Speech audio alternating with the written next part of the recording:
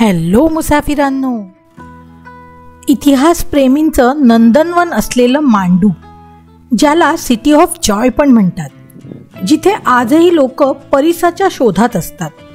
अनेकांना त्यांच्या जमिनीत गुप्तधन सापडतं. उत्तरेची हम्पी म्हणून गौरवण्यात आलेलं अतिशय पुरातन असं मांडवगड, ज्याची व्हर्च्युअल सफर आज मी तुम्हाला घडवून आणणार आहे. इथं प्रत्येक इमारतीला इतिहास आहे. रूपमती आणि बाज बहादूर यांच्या प्रेमाचं साक्षीदार असलेलं हे शहर एकेकाळी भारताची राजधानी होण्याचाही मान मिळाला होता याला. अशा शहरात 2 दिवसात तुम्ही काय काय बघू शकता हे आज मी तुम्हाला सांगणार आहे. तेव्हा व्हिडिओ शेवटपर्यंत नक्की बघा. आणि हो, अजून सबस्क्राईब केलं नसेल तर सबस्क्राईब करा, फ्री आहे ते. मला इंस्टाग्रामवर फॉलो करायला विसरू नका. तर मुंबईहून भल्या पहाटे निघाल्यावर आपण संध्याकाळी 4 वाजेपर्यंत मांडूला पोचतो. वाटेतच आपल्याला हा भव्य असा सोनपूर दरवाजा दिसतो. सोनगड किल्ल्याची अजस्त्र अशी भिंत आपल्याला साथ देत राहते. तिच्या कडेकडेनेच आपण या सोनपूर दरवाजापर्यंत पोचतो. असं म्हणतात की इतिहासात राजे महाराजे त्यांचं सोनं संपत्ती ह्या किल्ल्यावर लपवून ठेवत. आजही जे गाय बकऱ्यांना चरण्यासाठी घेऊन येतात त्यांना कधी कधी म्हणे सोन्याची नाणी मिळाल्याची नोंद आहे. इथून पुढच्या डोंगरावर थोडंसं दूर असं चामुंडा मातेचं मंदिर आहे. आम्ही तिथे न जाता नीळकंठ महादेवाच्या दर्शनाला निघालो. असं सांगितलं जातं की नीळकंठ महल आणि हे महादेवाचं मंदिर सम्राट अकबराने त्याच्या सुभेदार शहाबुदा खान याच्याकडून बांधून घेतलं. या मंदिराच्या भिंतीवर फारसी भाषेत लिहिलेला एक शिलालेख देखील आहे. इथे पावसाळ्यात हे शिवलिंग पाण्याच्या खाली जातं.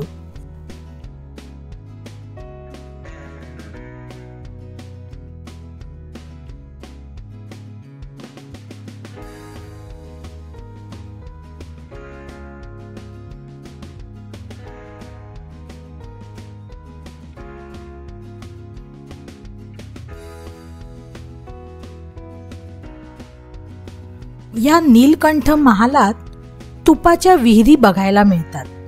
म्हणजे पूर्वीच्या काळी ज्या विहिरींमध्ये तूप स्टोअर केलं जायचं. हाती महाल इथे जवळच सागर तलावाच्या बाजूला आहे. तिथंही तुम्ही जाऊ शकता. इथूनच पुढे गेल्यावर कारवा सराय, दाईचा महाल, दाईच्या छोट्या बहिणीचा महाल, मलिक मुघुसची मशीद अशा अनेक दुर्लक्षित आणि थोड्याफार पडझड झालेल्या इमारती दिसतील. पण त्यांच्यावर असणारं कोरीव काम, त्याच्यावरची वास्तुकला, शिल्पकला एकदा नक्कीच बघण्यासारखी आहे. त्यानंतर मांडूमध्ये रात्र घालवण्याचं एकमेव कारण मंत्रमुग्ध करणारा असा 3D लेझर शोचा अनुभव. मांडूला आलात तर अजिबात चुकवू नका. जहाज महाल येथे हा शो आयोजित करण्यात येतो. तेथे चित्रीकरणास मनाई आहे, पण इथे तुम्हाला मांडूचा आजपर्यंतचा इतिहास खूपच रंजक रीतीने बघायला मिळतो. मी तर पहिल्यांदाच एवढा भव्य 3D laser show with surround sound बघितला. दुसऱ्या दिवशी सकाळी आम्ही गेलो ते इथलं प्रसिद्ध असं चतुर्भुज राम मंदिर बघायला.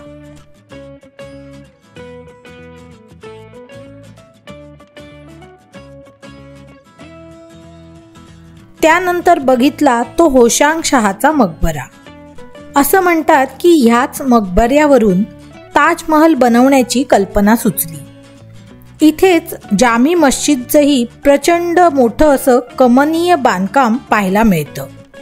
असं म्हणतात की हे एक हिंदू मंदिर होतं, ज्याचं रूपांतर नंतर मशिदीत केलं गेलं. आतमध्ये मदरसाही आहे, त्यामुळे छोट्या मोठ्या खोल्या इथे बांधलेल्या दिसतात. जामा मस्जिदचा प्रचंड मोठा घुमट आपली नजर खिळवून ठेवतो. हाँ जी, सेकेंड में फिल्म किनारा, नाम गुम जाएगा, चेहरा ये बदल। जितेंद्र, हेमा मालिनी और धर्मेंद्र। और तीसरी फिल्म दाग, मेरे दिल में आज क्या है, सुना होगा आपने। यमला पगला दीवाना 2, पेडमैन, हाँ, और दबंग 3 यहाँ पे और महेश्वर में।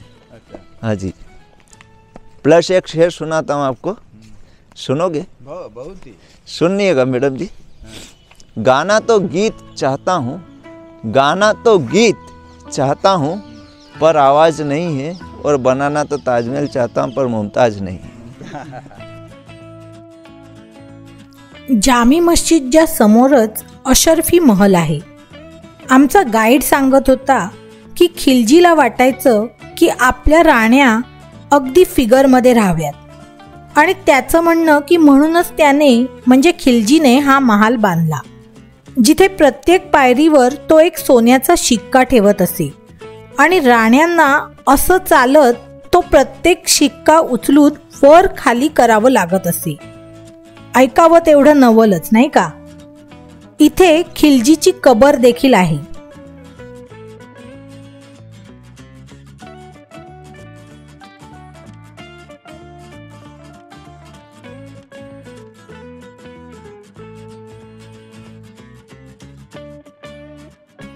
मांडूचं सगळ्यात मोठं आकर्षण म्हणजे येथील जहाज महाल।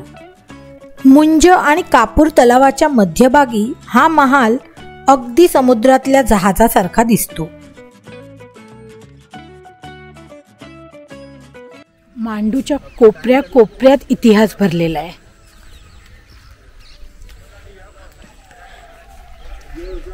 आता हा जो मला माझ्या समोर दिसतोय त्याचं नाव आहे कपूर तलाव। म्हणजे जेव्हा महाराण्यांचे केस पांढरे व्हायचे तेव्हा असं म्हणायचे की जडीबुटी आणि कपूर वगैरे घालून हा तलावाचं पाणी ते केस धुवायला वापरायच्या, त्याच्यामुळे त्यांचे केस परत काळे व्हायचे। कमाल आहे, इतिहासाच्या गोष्टी आहेत सगळ्या। हा बघा तलाव।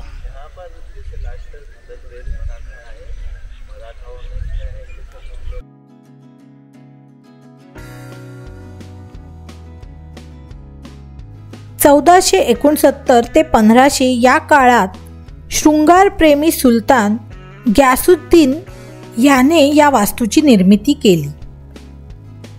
इथे भली मोठी अशी अश्वशाळा देखील आहे। हा पूर्ण भाग शाही क्षेत्र म्हणून ओळखला जातो। इथे दिलावर खानने बांधलेली मस्जिद, मुघल सम्राट जहांगीरने बांधलेला झरोका, हातीपोल, गदाशहाचं दुकान आणि महाल, जहाज महाल आणि प्रसिद्ध असा हिंदोला महालही आहे। इंग्रजी टी आकारात बांधकाम करताना या महालाच्या भिंती पाठीमागच्या बाजूस झुकलेल्या आहेत, म्हणूनच याचं नाव हिंदोळा महाल असं पडलंय। हा मालवाच्या सुलतानाचा दिवाने खास होता। याच्या वरच्या मजल्यावर जाण्यासाठी असा स्लोप देण्यात आलाय की त्यामुळे पूर्वीच्या काळी राजपरिवारातील स्त्रियांच्या पालख्या, घोडे, हत्ती हे थेट वरच्या मजल्यापर्यंत पोहोचू शकतील। ह्या मार्गाचं नावही हाती चढाव असं आहे। ही विहीर नाहीये, हा एक भुयारी मार्ग आहे बाहेर जाण्यासाठी। आता बंद केलाय तो। इथे राजेशाही हमाम आहे। इथे एक म्युझियम देखील आहे। तिथे व्हिडिओ काढायला अलाउड नाहीये, पण तुम्ही ह्या म्युझियमला नक्की भेट द्या। खूपच पुरातन अशा मूर्ती इथे जतन केलेल्या आहेत। आता ह्या शाही क्षेत्रातनं निघून आम्ही गेलो ते रेवा क्षेत्र बघायला। रेवा क्षेत्रात खूप काही बघण्यासारखं आहे। रेवा म्हणजे नर्मदा नदीचं दुसरं नाव। आम्ही गेलो त्या दिवशी नर्मदा जयंती होती, त्यामुळे रेवा कुंडावर खूपच गर्दी झाली होती। आम्ही इथे दुरूनच दर्शन घेतलं। इथं उंचावर चढून आपल्याला जायला लागतं ते रूपमती मंडप बघायला। बाज बहादूरशी लग्न करण्याआधी रूपमतीनं अशी अट घातली होती की तिला रोज नर्मदा नदीचं दर्शन व्हायला पाहिजे. तेव्हा बाज बहादूरने हा महल बांधला असं म्हणतात.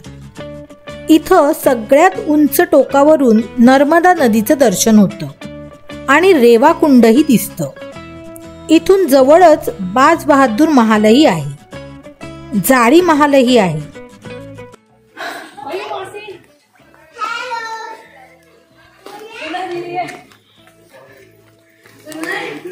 राणी रूपमती काही चढून येत नसेल, पालखीतनं आणत असतील तिला. इथलं दिगंबर जैन मंदिर आणि श्वेतांबर जैन तीर्थही बघण्यासारखं आहे. हे सगळं बघून आम्ही महेश्वरच्या दिशेने निघालो.